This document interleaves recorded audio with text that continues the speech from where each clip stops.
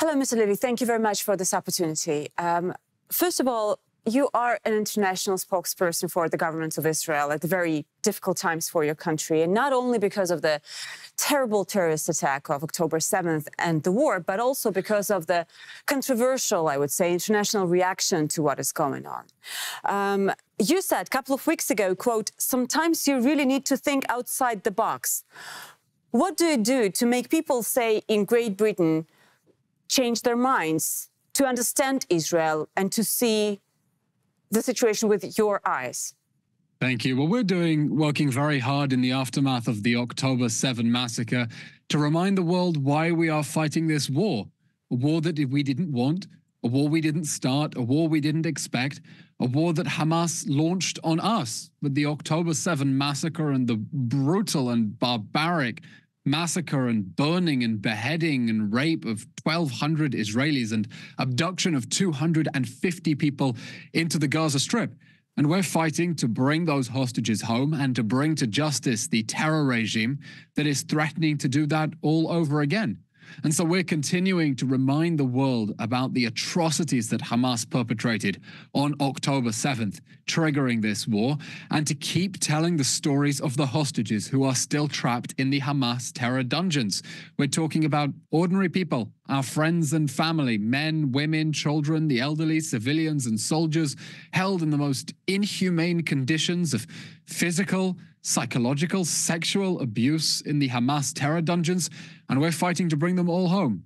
I see, but the war is going on, and as I can see it, maybe I'm wrong, I don't know, maybe you see it differently, but the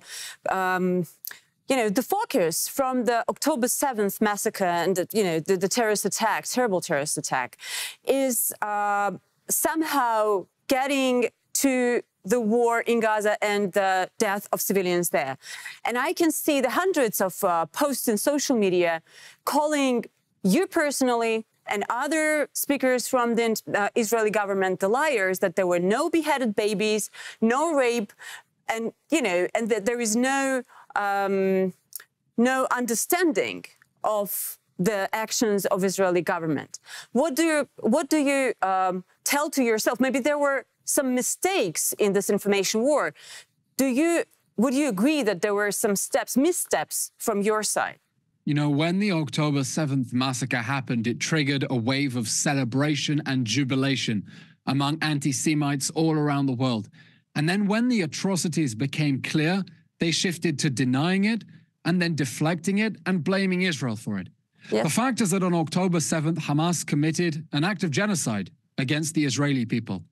It sent in its death squads with a mission to murder as many Israelis as they could, as brutally and sadistically as they could. And we've shown the whole world evidence of what Hamas committed on October 7th, the way that it reduced whole families to the sort of human ash that we haven't seen since Auschwitz. And the media have been covering this consistently, continuing to add new stories, new investigations about the sexual atrocities of the Hamas rapist regime, about the acts of rape and gang rape and pedophilia and even necrophilia that Hamas perpetrated on October 7th in order to try to cow the Israeli people.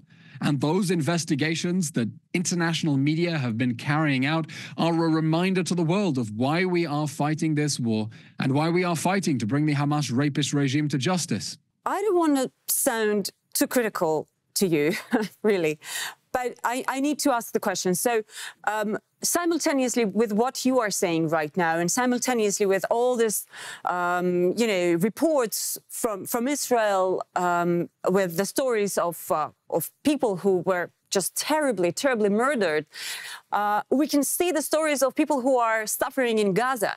And there are critics all around the world who are saying that Israel needs to just stop bombing the Gaza Strip. So why is it impossible, in your opinion? Because you can see that there are waves of criticism, and there are people who do not get it. Why should this war go on when it can just stop? First of all civilian casualties are a tragedy. They're a tragic feature of every war, and they're a tragic feature of this war, which Hamas started. We don't want people to be hurt. and everyone who's been hurt since October 7th would still be alive if Hamas had not waged this war, and if it were not fighting that war from densely populated areas, deliberately hiding under homes and hospitals. We want this war to end, but we need this war to end in a way that makes sure it can't erupt again. Because the first thing Hamas did after brutally massacring 1,200 people and abducting 250 was to threaten to do October 7 all over again. That is Hamas's whole reason for existing. It is a sick death cult that exists to advance jihad. And we cannot abandon our hostages in the Gaza Strip and leave the Hamas rapist regime in power. Because if that happens, Hamas is simply going to attack us again. We're going to find ourselves in a war again after it commits repeat atrocities. And so this time, the war with Hamas has to end with the destruction of the Hamas regime, because otherwise we're going to find ourselves in a cycle of violence. And we want to end the cycle of violence. And there's no way to do that while Hamas is still alive, on its feet, and able to fight. How much time do you think you will need for that? We think it'll take as long as it takes. The head of the Israeli army has said he expects the fighting to last all year. Not with the same intensity that we have seen so far. We're shifting to a different stage in the operations that are going to see more targeted raids and special forces. But, the fact is that Hamas has spent the last 16 years deliberately hiding its military infrastructure under homes, schools, and hospitals. Of the 1,500 terror tunnel shafts we have found, basically all of them were inside mosques and homes and hospitals. Hamas designed the whole Gaza Strip for the sake of its human shield strategy, to try to make it impossible for Israel to reach its terrorists without going through civilians. And that's why we have been trying to urge civilians to get out of harm's way so that we can go after the monsters who perpetrated the October 7 massacres and are threatening to do it all over again. And Hamas is trying to make that very difficult, and we're trying to thwart that human shield strategy. And this war can end tomorrow. This war can end tomorrow if Hamas surrenders now. Absolutely. And its terrorists know that they have two choices: surrender now, peacefully, or die in battle. And we hope that more of them are going to surrender. But still, right now, you're being accused, Israel has been accused in actually bombing the places where the civilians are, where the civilians were told to hide from this war. And there's been hearing in International Court of Justice initiated by South Africa. You have commented on this issue. I've seen it. Why do you think that South Africa is the one who actually reached the court and accusing you guys in genocide? On October 7th, Hamas committed an act of genocide against us, and South Africa is no stranger to covering up for genocides. It was South Africa that took the side of Omar al-Bashir, the butcher of Sudan, when he was indicted at the International Criminal Court for genocide. And we think it is outrageous that South Africa has chosen to play advocate for the devil and to make itself criminally complicit with the Hamas rapist regime by giving it political and military cover for the atrocities it perpetrated on October 7. The fact is that since the beginning of the ground offensive, we have been urging civilians in Gaza to go to a designated humanitarian zone. And we've been urging them to go there because that is one of the only places in Gaza where Hamas is not already hiding. And we think it is shameful that the United Nations, instead of cooperating with our efforts to keep civilians safe, has been herding them into Hamas strongholds, has been denying that Hamas built military bases inside hospitals, and they have made themselves complicit with its human shield strategy. And we see international organizations, instead of doing their job, deflecting blame onto Israel to cover up the fact that they are covering up for Hamas. And we are demanding global accountability from the international officials who are covering up for Hamas and are complicit with the Hamas human shield strategy and abuse of the civilian population in Gaza by the Hamas rapist regime. What do you think your chances are in this international court of justice? We think their chances are zero if the International Court of Justice is truly a court of justice. it will see that it was the Hamas terror regime that perpetrated brutal acts of genocide on October 7th. And it will see that Israel has gone further than any army in the history of warfare to try to get civilians out of harm's way and to minimize civilian casualties, despite Hamas's despicable and evil attempts to maximize civilian casualties, because it thinks it will get it pity points around the world, and that will generate diplomatic pressure to get Israel to stop.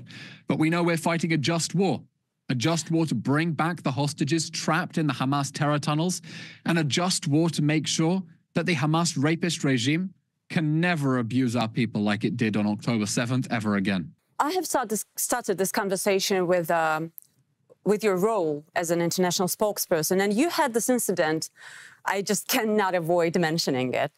This incident with the Sky News anchor who was asking you obviously ridiculous questions. I don't want to sound biased, but I mean, this is an obvious reality. So after that, you became a TikTok star and social media star. How do you feel about that? And what this is true, right? So what do you think about that? How do you feel about that episode?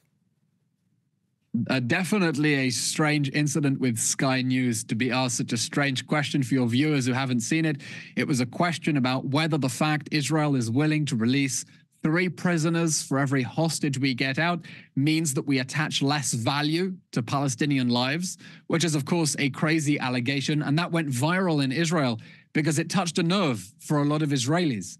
A certain feeling in the country that sometimes it doesn't matter what we do and how moral we are, there will be people who will always twist it against us. And since then, I've seen my social media following skyrocket, and we are using that to try to tell Israel's story and spread Israel's message about why we're fighting this war, about how we're trying to get back the hostages, and to use that, including through content that we're generating, especially for social media, to speak to people who aren't sitting and watching television news shows like your own. Yeah, but the whole world saw our eyebrows. They call it an eyebrows incident. The final question is, do you think there is an explanation for this wave of pro-Palestinian protests, for this amount of people, thousands, maybe hundreds of thousands, who do not want to listen to people like you? You call it an anti-Semitism. Do you have a reason? Why is this happening? It is anti-Semitism, I'm afraid. When you see people tearing down posters of vulnerable hostages, including little children, it is because they have completely dehumanized Israelis, and it's because they have completely dehumanized Jews. Let's remember the protests that we saw around the world didn't start with Israel's offensive after the October 7 massacre. They started with the October 7 massacre itself, which gave encouragement and excitement to millions of people around the world who think that the state of Israel has no right to exist and would gladly see us dead. And part of our fight is not only to fight against Hamas, but to show the world the extent of the problem they have on their streets, when they have people calling for an intifada, which is nothing other than a call for violent terrorism and political violence against Jews and against Israelis. Yeah. Final quick thing. Have Sky News team, people, representatives reached you out maybe for a follow-up? Was there an attempt to talk to you again? No, and Mrs. Burley has not invited me back on her show since then. Okay, but I really hope that we will come back if the invitation is extended. Okay, but our invitation will be there. I'm sure. With pleasure. I hope to see you again on TV Rain. Thank you very much. With pleasure. Thank you.